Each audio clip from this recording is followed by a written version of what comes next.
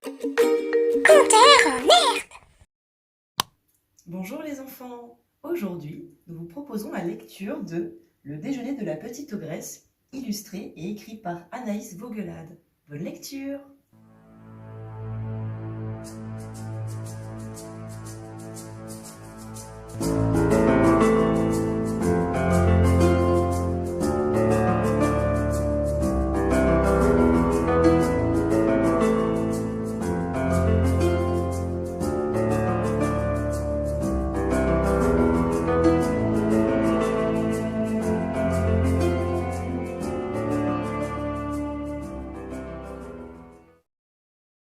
C'est une petite ogresse.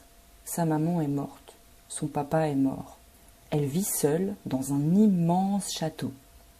Chaque dimanche, à déjeuner, la petite ogresse mange un enfant. C'est une tradition de famille chez les ogres. On mange un enfant par semaine et 2 les jours de fête.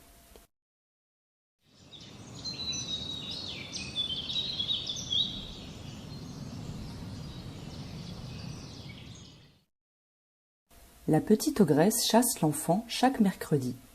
En travers d'un chemin, elle installe une cage dont la porte est maintenue ouverte par une corde. Dans la cage, elle pose un gâteau. Les enfants veulent le gâteau et ils entrent dans la cage. Ils sont tellement bêtes. Aussitôt, l'ogresse lâche la corde, la porte tombe, l'enfant crie, il pleure, il appelle sa mère, mais c'est trop tard. Un mercredi, la petite ogresse voit un garçon s'approcher de la cage. Il s'arrête, lève les yeux et la regarde. Zut, pense l'ogresse. Mais le garçon entre dans la cage, il s'assoit tranquillement au fond. Ma parole, se dit l'ogresse, celui-là est encore plus bête que les autres. Et elle lâche la corde. Le garçon ne pleure pas, il ne crie pas, il n'appelle pas sa mère. Il dit « Bonjour, êtes-vous une vraie ogresse ?»« Quel enfant bizarre, pense-t-elle. Je me demande s'il est comestible. »« Je vous ai reconnu, dit le garçon, parce que j'ai lu un livre qui parle de la vie des ogres. »« Ah bon ?» répond l'ogresse. Elle monte la cage sur son pouce-bagage et la ramène chez elle.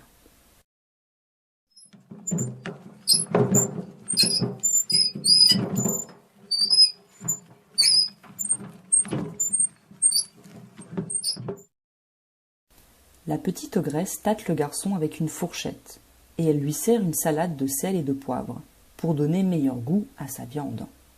Généralement, les enfants ne veulent rien avaler, mais celui-là en redemande. Il réclame aussi de la vinaigrette.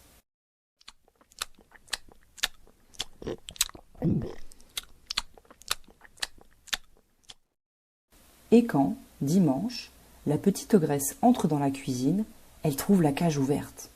Le garçon est sorti. Maintenant, il met la table. « C'était pour te rendre service, dit-il.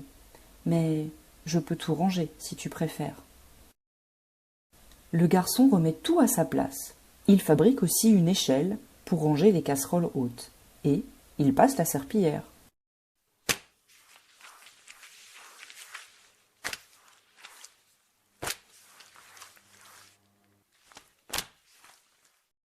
Il explique. Elle a un problème, cette cage. Elle ferme mal. Regarde, là, il manque un taquet. Après quoi, il rentre dans sa cage et referme la porte. L'ogresse se dit qu'elle n'a pas assez faim pour manger un enfant pareil. Elle le mangera dimanche prochain.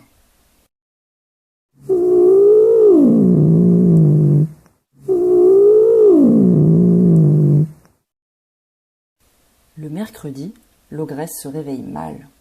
Elle irait bien chasser un peu, seulement la cage est occupée. Elle pourrait manger le garçon, là, tout de suite, sauf que ça n'est pas dimanche. Elle sort. Elle donne des coups de pied dans les arbres et dans les pierres. Elle est de très mauvaise humeur.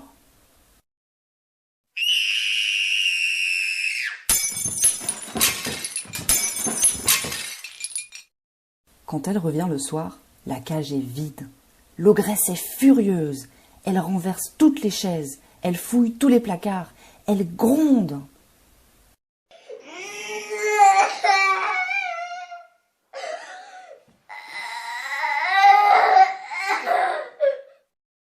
Puis, Elle pleure. Alors, le garçon sort de sa cachette. « J'étais sorti prendre un petit verre d'eau, murmure-t-il. Tu es fâchée ? Non, renifle la petite ogresse. Et c'est vrai, elle n'est plus fâchée. Elle dit « Je te ferai de la vinaigrette, si tu veux. » Alors, ils font de la vinaigrette, ils fabriquent des échelles. Et, quand arrive le deuxième dimanche, la petite ogresse se rend compte qu'elle n'a aucune envie de manger cet enfant.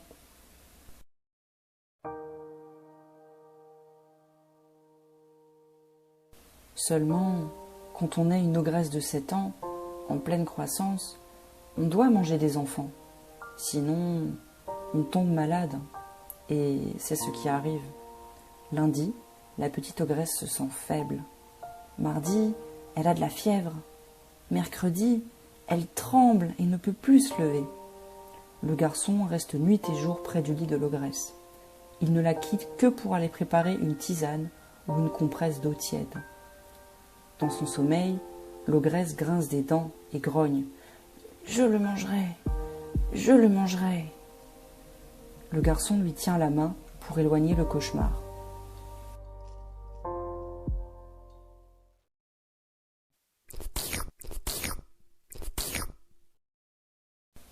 Le jeudi matin, quand le garçon se réveille, sa main est dans la bouche de l'ogresse. « Je crois, dit-il, qu'il vaut mieux que je parte. » L'ogresse lui adresse un minuscule sourire et murmure « J'étais pour goûter. » Alors, le garçon s'en va.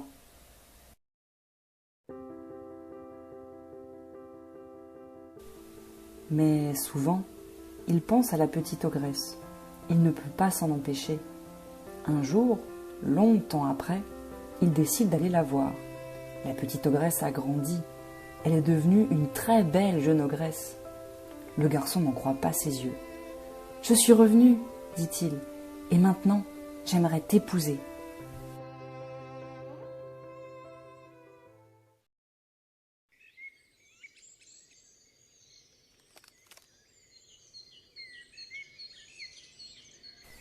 Alors, l'ogresse promet qu'elle ne mangera plus personne. Ils se marient et ont beaucoup d'enfants. Le mercredi après-midi, ils se promènent dans la forêt, en famille. Chaque fois, l'ogresse pense « C'est ici que j'ai rencontré mon mari. » Puis elle dit « Dépêchons-nous, les petits, il est bientôt l'heure d'aller goûter. »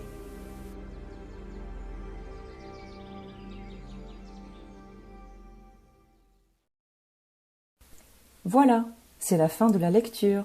J'espère que l'histoire vous a plu. Auquel cas, n'hésitez pas à mettre un like à notre vidéo et à vous abonner pour ne rater aucune des prochaines lectures.